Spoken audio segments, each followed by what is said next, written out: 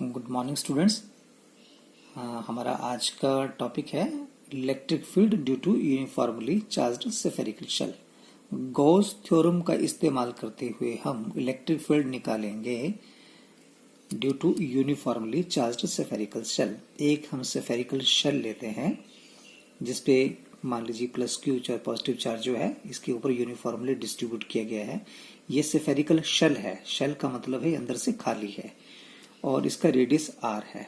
तो इसकी वजह से हम निकालना चाहेंगे electric field.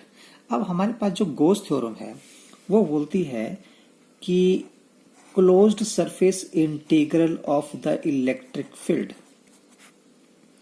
is always equal to 1 by epsilon naught into the charge enclosed inside the closed surface। यानी कि आपको इलेक्ट्रिक फील्ड पूरे सरफेस पे कुल कितनी है वो निकालनी पड़ेगी। तो मान लेते हैं कि इस स्फेरिकल शेल के सेंटर से r दूरी पे एक पॉइंट है P जहां पे इलेक्ट्रिक फील्ड है E। गॉस थ्योरम बोलती है कि आपने निकालनी है पॉइंट P पे इलेक्ट्रिक फील्ड E है, हमने निकालनी पूरे सरफेस पे। तो यहां पे तो सरफेस है ही नहीं। So first of all we have to draw a Gaussian surface through the point P।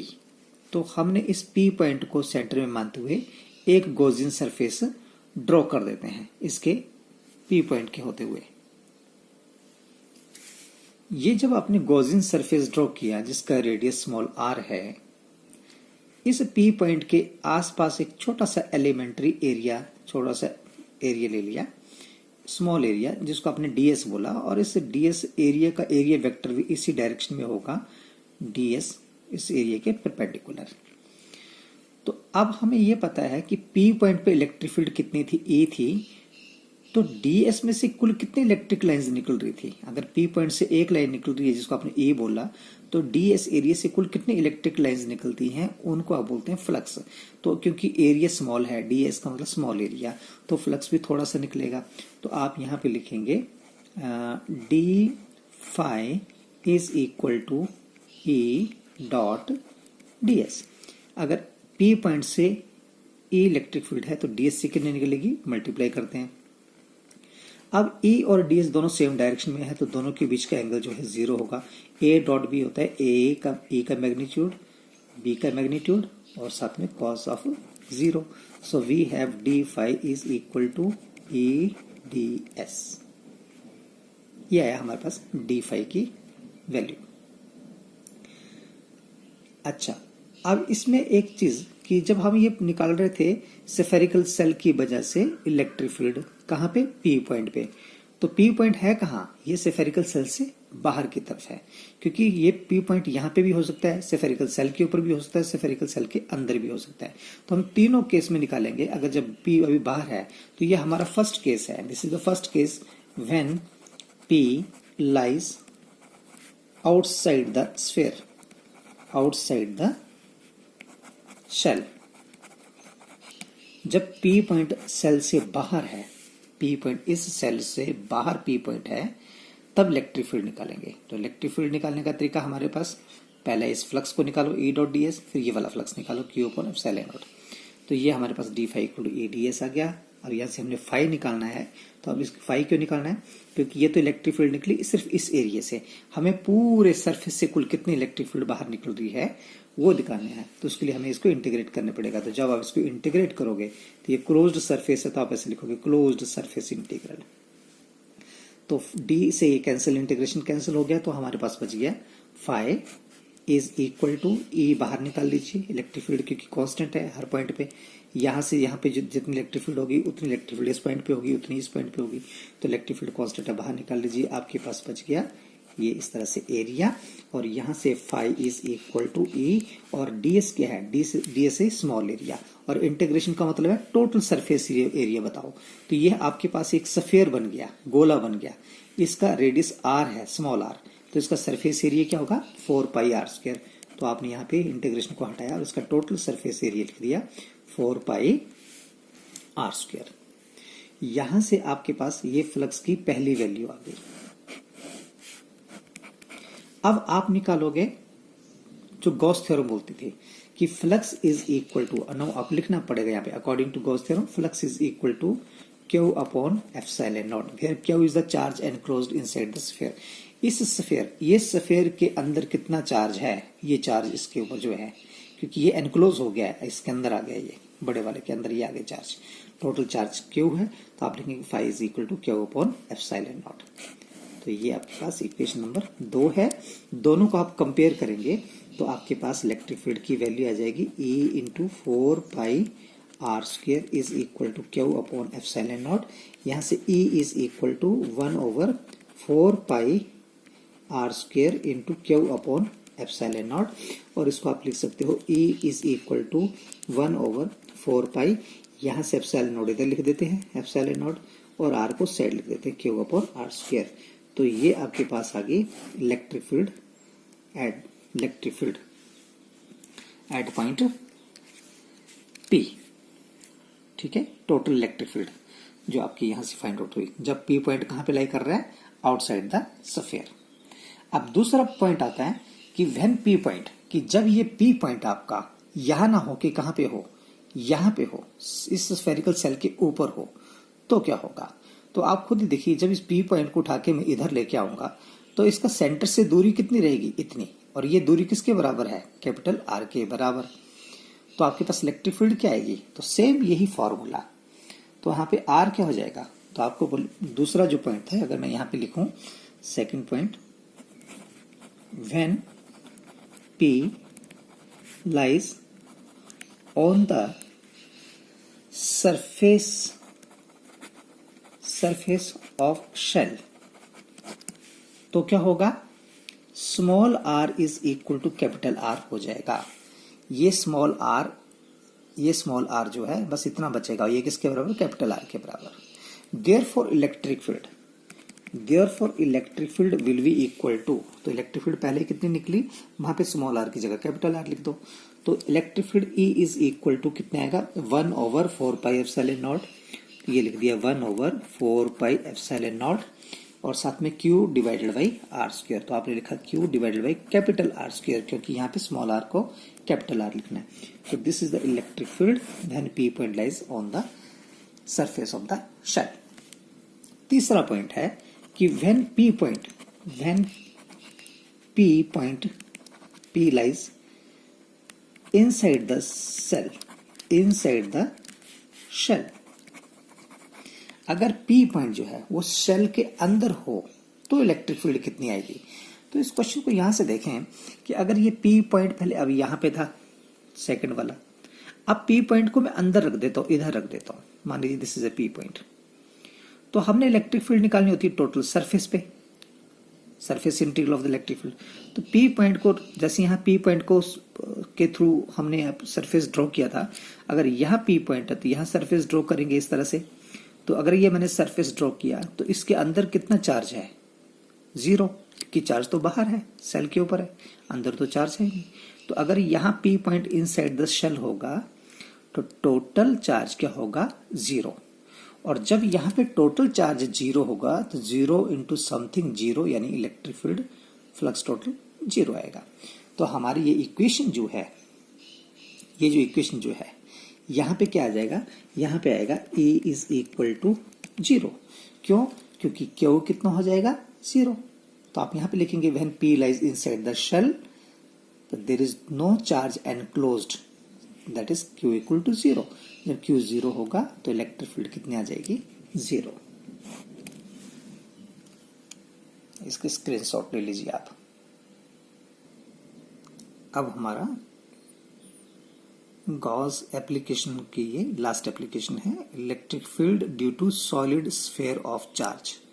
पहले हमने निकाला था due to spherical shell, shell का मतलब अंदर से खाली था, लेकिन ये बोला है electric field due to solid sphere. Solid sphere का मतलब अंदर से भरा हुआ है, लोहे का जैसे गोला होता है वैसे सॉलिड स्फीयर है, और इसके ऊपर यूनिफॉर्मली चार्ज डिस्ट्रीब्यूट है।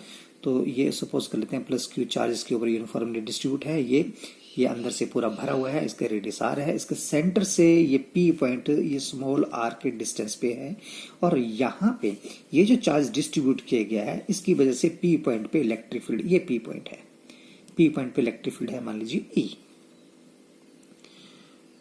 तो हमने क्या निकालना है, हमने यहाँ पे फिर से वैसे बिल्कुल सेम वैसे क्वेश्चन है जैसे आपने पहले वाला किया। फर्स्ट जब पी पॉइंट बाहर है तब जो इलेक्ट्रिक फील्ड आएगी सेम आएगी, when P point lies on the surface तब जो इलेक्ट्रिक फील्ड आएगी वो भी सेम आएगी, but when P point lies inside the sphere तब इलेक्ट्रिक फील्ड थोड़ा सा चेंज हो जाएगी। तो हम इस क्वेश्चन को फिर से सारा रिपीट कर देते हैं। तो पहला केस लेते हैं कि when P point lies outside the sphere.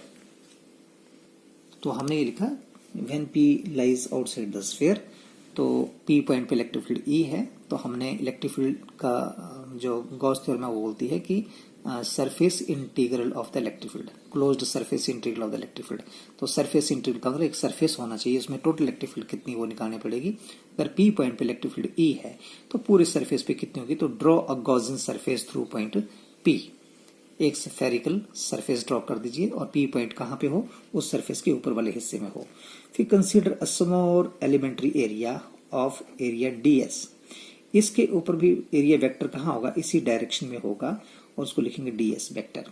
तो अगर ई इलेक्ट्रिक लाइंस ऑफ फील्ड जो है पी पॉइंट से कितनी निकल रही है, ई निकल रही है, तो ds एरिया से कुल कितनी निकलेगी, E into ds। ds small area है तो यहां से जो इलेक्ट्रिक लाइंस निकलेंगी परपेंडिकुलर जो निकलती है उनको बोलते हैं फ्लक्स, तो वो होगा small flux d phi is equal to E dot ds। और यहाँ पे क्योंकि दोनों सेम डायरेक्शन में है तो इनके बीच में डॉट प्रोडक्ट होगा E d s cos of zero.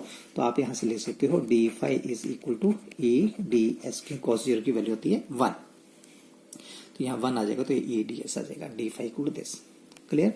अब यहां से ये तो था फ्लक्स कहां से निकला, इस छोटे से एरिया से निकला, तो टोटल सरफेस से क्लोज्ड सरफेस से कुल कितना फ्लक्स निकलेगा, तो हम इसको इंटीग्रेट कर देंगे। तो इसको इंटीग्रेट करेंगे क्लोज्ड सरफेस इंटीग्रल, क्लोज्ड है ये क्लोज्ड सरफेस इंटीग्रल, तो यहाँ पे आएगा phi is equal to E constant है बाहर निकाल लीजिए सरफेस इंटीग्रल किसका, एरिया का। तो आप ये देखें कि जब आपके पास एक गोला होता है या सफेयर होता है तो उसका क्लोज्ड सरफेस जो है उसका एरिया क्या होता है सरफेस का, उसका सरफेस एरिया क्या होगा, आर रेडियस है तो सफेयर का सरफेस एरिया होता है 4 पाई आर स्क्वायर। तो यहाँ पे लिखेंगे इंटू 4 पाई आर स्क्वायर। तो ये आगे फिर से वैसे सेम जैसे पहले निकला था फर्स्ट इक्वेशन, ठीक है। दूसरा निकालेंगे phi is equal to charge बटा एप्सिलॉन नॉट।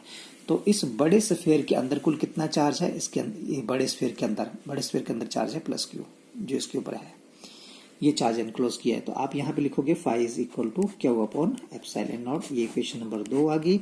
दोनों को कंपेयर करो तो यहाँ से इलेक्ट्रिक फील्ड का फार्मूला हमारे पास आ जाएगा 1/4 pi epsilon naught Q upon R square. ये हमने पहले भी निकाला था, अब भी आ गया, ये बिल्कुल सेम वैसे ही है। When P lies outside the sphere. दूसरा point, when P lies on the surface of the sphere. जब ये पी पॉइंट सरफेस के ऊपर लाई करेगा तो ये स्मॉल आर डिस्टेंस जो है ये डिस्टेंस कम हो जाएगा और ये यहां से लेके यहां तक कितना बचेगा, जब ये पी पॉइंट यहां पे लाई करेगा तो ये डिस्टेंस सेंटर से कितना बचेगा, जितना इसका रेडियस है यानी कि कैपिटल आर।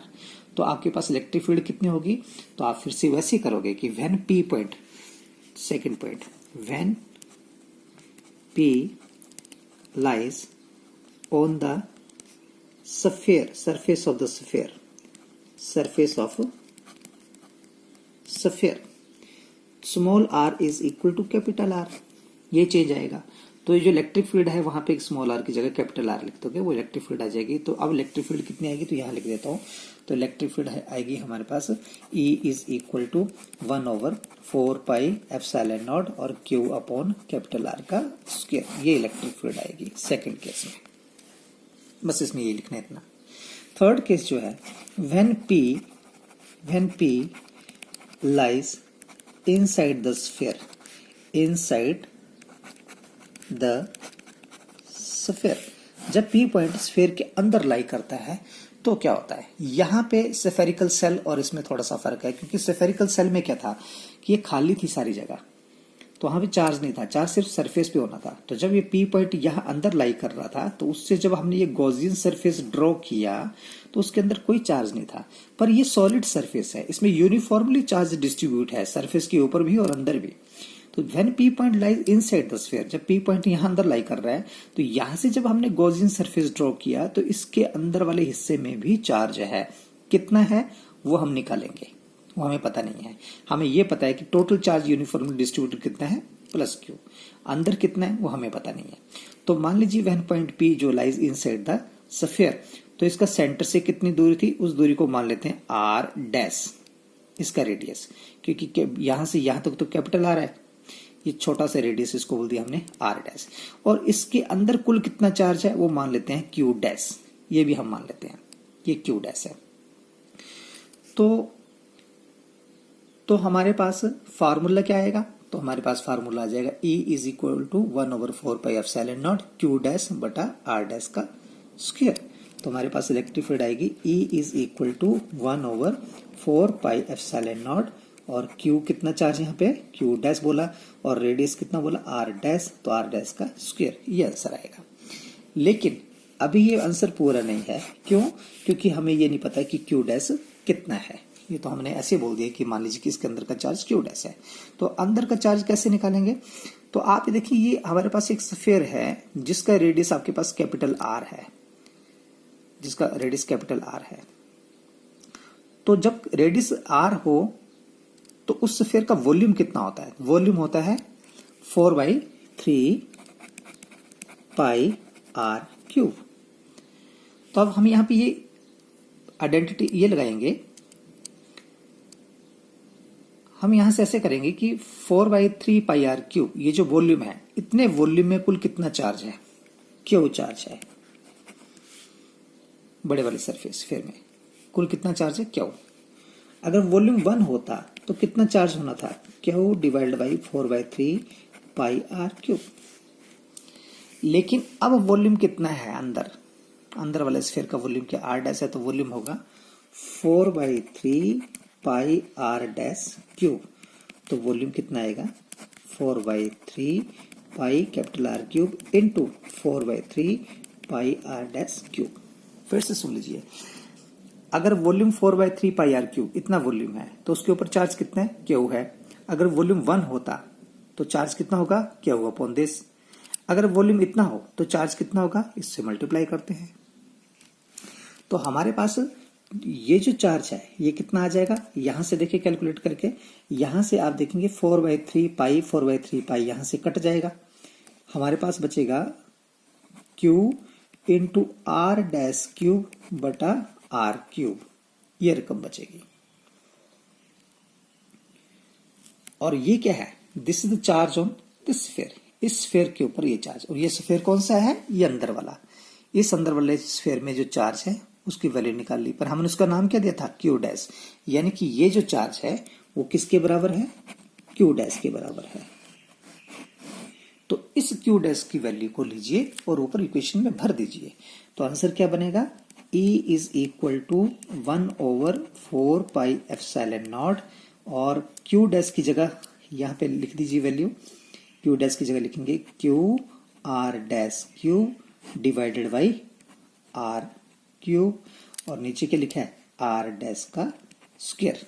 देखिए यहां पे ये मैंने 1/4πε0 ऐसे लिख दिया, नीचे आर डैश स्क्वायर है वैसे लिख दिया, और जो ऊपर क्यू डैश है उस क्यू डैश की जगह ये वैल्यू भर दी, Q R dash cube divided by R cube. यहां से ये इससे एक कट जाएगा और हमारे पास इलेक्ट्रिक फील्ड आ जाएगी 1/4πε0 into Q R dash divided by r⁵। This is the answer for solid sphere of charge.